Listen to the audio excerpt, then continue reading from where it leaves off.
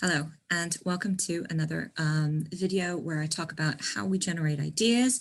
I analyze specific forms and how they might be used to express your ideas, and where I will be doing some readings of some famous poets and thinking about how they did what they did. So this is part 2 of generating ideas, linked to part 1, where we were using photographs as part of our generating of ideas for poems. For this one, I wanted to talk about how we might use abstract nouns. Now, if you don't know what an abstract noun is, that's fine. That's why I'm the English teacher, and why people come and watch the videos and watch the workshops that I run, is so that I can tell you these things about our own language and how we might use it better. An abstract noun is a noun which is slightly less tangible, slightly less physical or definable than regular nouns. You know, a table is a table is a table, no matter what shape it is, no matter what it's made out of. A table is a physical thing, a solid, concrete noun that we can define and touch and shape and describe in an absolute sort of sense. Things that are more abstract, more emotional, or connected to ideas rather than actual physical objects, they are still things. Fear is a thing that we experience.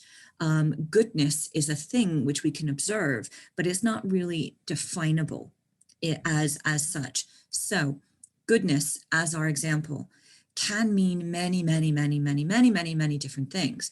And that is what makes it so abstract as a noun.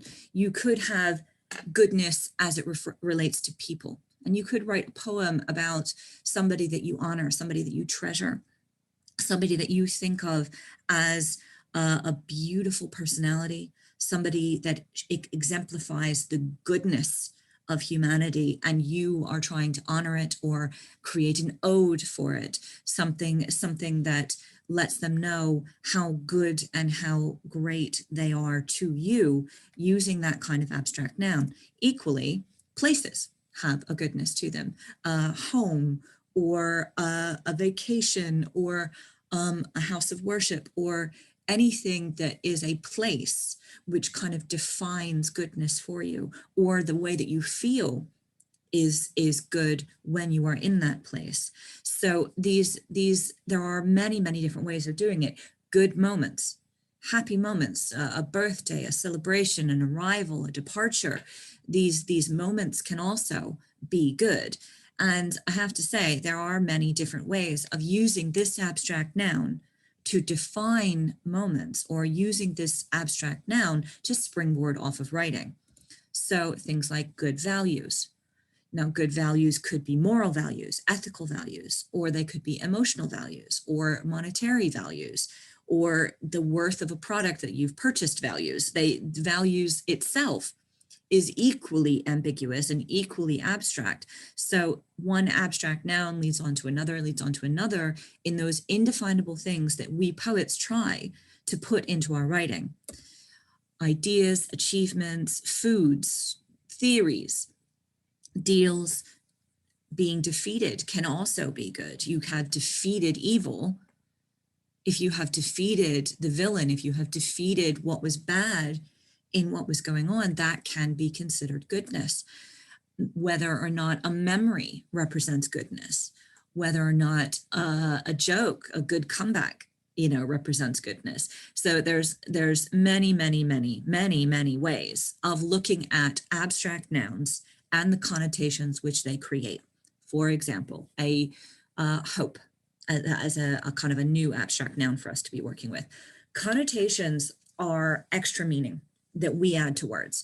And there is no society in existence that doesn't have layers of meaning to certain types of words.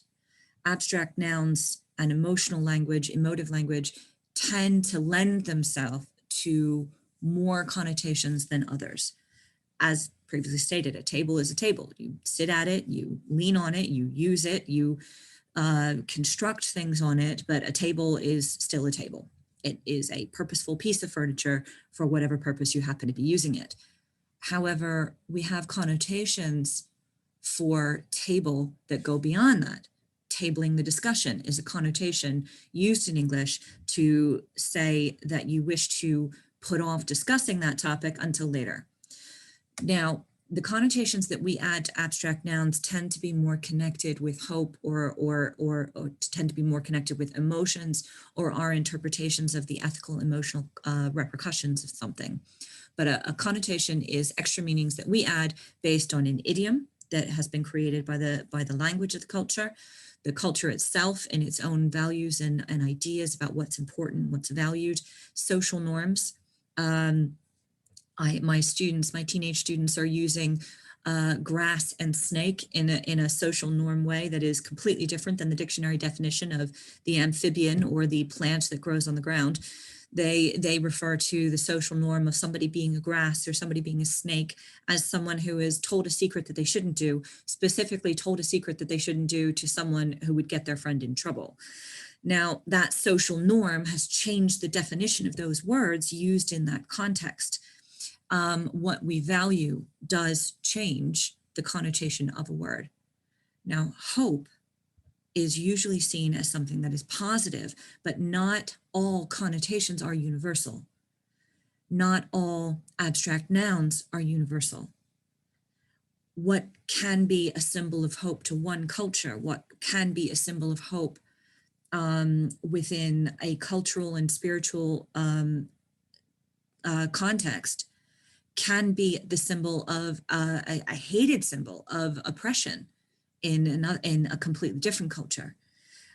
One completely harmless activity of holding out your hand to greet someone can be seen as an insult if that is not the social norm and the culture that uses that as expression of greeting. So we have to be really careful when we are trying to embody in our poetry and in our writing some kind of abstract idea, some kind of emotionally connected connotation, because we can in a way limit ourselves to the universality of that emotion. But because they are so ambiguous and because there are so many different ways of interpreting an abstract noun, as here you can see with goodness, all these different ways of interpreting an abstract noun can backfire. And so can something that seems as simplistic, something that seems as universal as hope, of course, who doesn't want hope, can backfire. So always be aware when you are using abstract nouns, when you're using an emotional basis to generate the idea for your writing, that it may be completely obvious to you, and it may be completely universal within your own culture, with your own society. But if what you want is to have it have a more global, universal aspect, you have to really think about how you're using that particular abstract noun, or whether or not that's even the abstract noun that you want to use. So thinking about giving it a try yourself. I have a little box of abstract nouns that I will occasionally use to generate ideas for a story or a poem, whether it's prose, some kind of short story, or whether I'm thinking about writing prompts, or if I'm thinking about a poem, if I'm thinking about just a journal entry for the day. I have a little box of abstract nouns. The ones that are on the screen, for example, I have printed it out. I created it from a list that I found on the internet. I picked out the abstract nouns I wanted to include. I cut all the abstract nouns into little pieces of paper, little cards, stuck them in a box. And every now and again, if I'm struggling with an idea, or I'm struggling with where to start, where to springboard a writing idea, I will open the little box of abstract nouns, pick one at random, and try and stimulate an idea based on that abstract noun.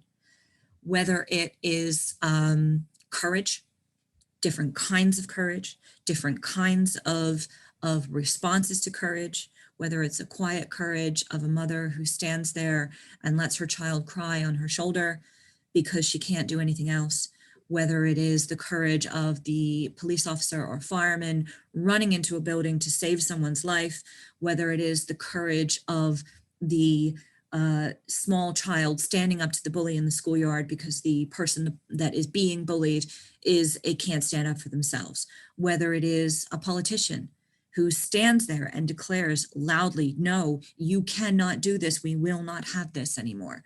That kind of courage, whether it's loud courage or quiet courage, using a word like courage to stimulate writing will bring a myriad of ideas. You can take out 1, 2, 3 abstract nouns, but the more you take out of the box, the more complex your idea is going to be. Now, if you don't want to look up your own list of abstract nouns, there are many, many lists of abstract nouns on the internet. Do feel free to pause the video and write down some of the ones that I have used. I do recommend that you have some kind of random system. In one of the future videos that I'm going to do about generating ideas through random choice, you'll have a little bit more of that. But in the meantime, having a box with little slips of paper of ideas or emotions or abstract nouns can be really helpful in generating ideas for writing. So I hope you've enjoyed. I know this one was a little bit simpler than some of the previous videos, but it's also more complex because things like mercy are not easy to define. Things like relief are not easy to define.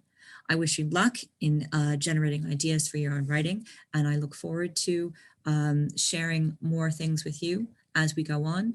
And do feel free to leave comments and make requests on particular forms or particular writing. Thank you.